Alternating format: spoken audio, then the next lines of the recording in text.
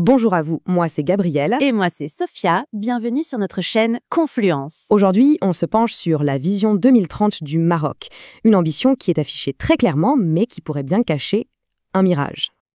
Alors, le discours officiel, il est vraiment puissant. Le Maroc se voit comme une future puissance incontournable sur le continent. Et il faut dire qu'il s'appuie sur des succès industriels bien réels, notamment dans l'automobile ou l'aéronautique.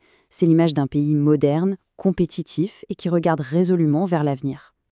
Exactement, et c'est justement la question qui nous intéresse aujourd'hui. Parce que derrière cette vitrine, qui est très soignée, si on creuse un peu les données, on découvre des lignes de faille assez critiques. On a l'impression que l'édifice, aussi solide qu'il paraisse, repose peut-être sur des fondations un peu fragiles.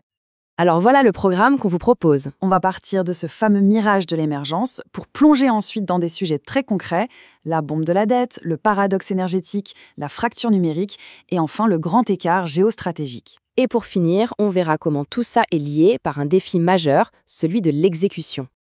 Allez, on commence par le nerf de la guerre, l'argent.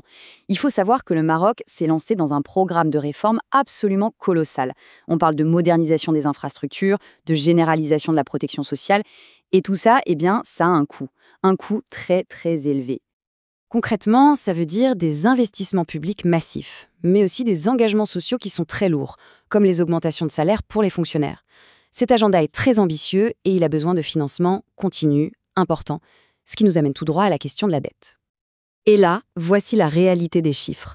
Ce tableau, il est très parlant. Si on ne regarde que les chiffres de la Banque mondiale, on pourrait croire que la dette du gouvernement central est stable, autour de 70% du PIB. Mais le chiffre du Haut Commissariat au Plan, lui, est bien plus complet. Il inclut les entreprises publiques, et là on voit un ratio qui grimpe à plus de 85%. Alors oui, ça baisse un peu, mais le niveau reste historiquement très haut. Et le poids de cette dette, il a un coût très concret. 107 milliards de dirhams. C'est une somme colossale. C'est ce que le Maroc va devoir payer en 2025, juste pour les intérêts et le remboursement du principal. C'est littéralement un budget dans le budget. C'est de l'argent qui n'ira ni dans l'éducation, ni dans la santé, ni dans l'innovation. Allez, passons à la deuxième faille, l'énergie.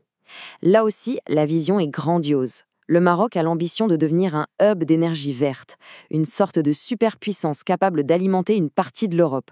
Rien que ça. Le pays se positionne clairement comme un futur pilier du corridor énergétique entre l'Europe et la Méditerranée. Il a signé un partenariat vert avec l'Union européenne et certaines déclarations vont même jusqu'à évoquer la possibilité de couvrir 50% des besoins électriques de l'UE. C'est une ambition pour le moins audacieuse. Oui, mais cette ambition internationale, elle se fracasse sur une réalité nationale qui est radicalement différente. Regardez ce graphique. En 2023, l'électricité marocaine était produite à 74% à partir de charbon. Le pays est donc encore massivement dépendant d'énergies fossiles importées, qui coûtent cher, et ça plombe la compétitivité de toute son industrie. Alors, pourquoi un tel décalage? La Cour des comptes met le doigt sur un vrai problème de gouvernance. Et cette citation, elle est juste accablante. L'ONE, c'est l'opérateur historique, le pilier du système. Son conseil d'administration, qui est censé piloter la stratégie, il ne s'est quasiment pas réuni en 13 ans. C'est le symptôme d'une inertie institutionnelle qui paralyse toute la réforme du secteur depuis plus de 10 ans. Troisième point de notre analyse, la révolution numérique. Avec la stratégie Digital Morocco 2030, le Royaume veut faire du numérique un levier central de son développement. Et là encore, les objectifs sont monumentaux. Jugez plutôt, créer 240 000 emplois, multiplier par presque 10 le nombre de startups et former 100 000 talents du numérique chaque année. On ne parle pas d'une petite modernisation là, on parle d'une transformation radicale de l'économie. Une transformation qui se heurte de plein fouet à un mur, le mur de la réalité sociale. Ce graphique, il montre la crise de l'emploi qui frappe le pays. Le chômage global est à 13%, ok, mais il explose à près de 36% chez les jeunes. Et il touche quasiment un diplômé sur 5, c'est-à-dire précisément les personnes que cette stratégie numérique est censée viser.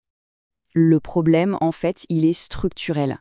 Il y a un décalage profond entre le système éducatif et les vrais besoins du marché du travail. Le risque, il est immense que cette stratégie numérique, faute de compétences adaptées, crée finalement plus de frustration sociale que d'emploi et qu'elle laisse des centaines de milliers de jeunes sur le bord de la route. On en arrive à notre quatrième point, le grand écart géostratégique. Et là, il faut commencer par dire que le succès industriel du Maroc est spectaculaire, c'est indéniable. Mais il s'est construit sur une intégration très, très profonde avec l'Occident. Ces trois piliers le prouvent. Premier producteur automobile d'Afrique grâce à Stellantis et Renault. Un des écosystèmes aéronautiques les plus dynamiques du monde, avec Boeing et Safran. Et le port de Tanger-Med, dans le top 5 mondial. Toutes ces réussites sont directement liées au marché, aux technologies et aux investissements européens et américains. Et c'est là que l'équilibrisme commence. En parallèle de cet ancrage très fort à l'ouest, le Maroc opère un pivot stratégique assez audacieux en se rapprochant de la Russie. Ce tableau met bien le contraste en lumière. Toute la base économique et industrielle est à l'ouest, mais un partenariat technologique hypersensible, dans le nucléaire civil, est en train de se nouer à l'est avec Rosatom, le géant étatique russe. Ce choix n'est pas juste diplomatique, on peut aussi y voir une sorte de raccourci technologique. Comme le Maroc est confronté à la paralysie de sa propre réforme énergétique, il cherchera une solution clé en main venue de l'extérieur, notamment pour ses besoins en dessalement d'eau. C'est un pari qui consiste en quelque sorte à résoudre un problème de gouvernance interne en prenant un risque géopolitique externe. Bon, alors qu'est-ce qu'on retient de tout ça ?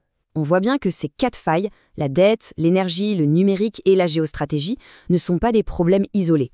En fait, ils sont profondément interconnectés et ils s'alimentent les uns les autres. Le fil rouge qui relie tous ces défis, c'est ce qu'on peut appeler la faille d'exécution. Le problème du Maroc, ce n'est pas le manque de vision ou de stratégie, loin de là.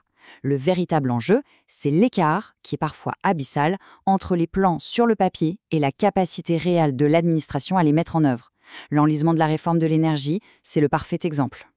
Du coup, pour savoir si le Maroc est en train de combler cet écart, il faudra surveiller des indicateurs très concrets. D'abord, le poids du service de la dette dans les recettes de l'État. Ensuite, le coût réel de l'électricité pour les industriels, c'est crucial. Il y a aussi bien sûr le taux de chômage des diplômés, le vrai baromètre de la fracture sociale, et enfin la concrétisation des grands investissements annoncés, qui est un bon thermomètre de la confiance des acteurs internationaux.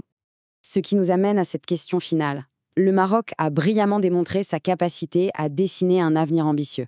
Toute la question maintenant est de savoir s'il a la capacité de surmonter ses propres blocages pour transformer cette vision en une réalité. Merci beaucoup de nous avoir suivis, on a hâte de lire vos réactions en commentaire, et puis pensez à vous abonner pour ne pas manquer nos prochaines analyses. À très bientôt.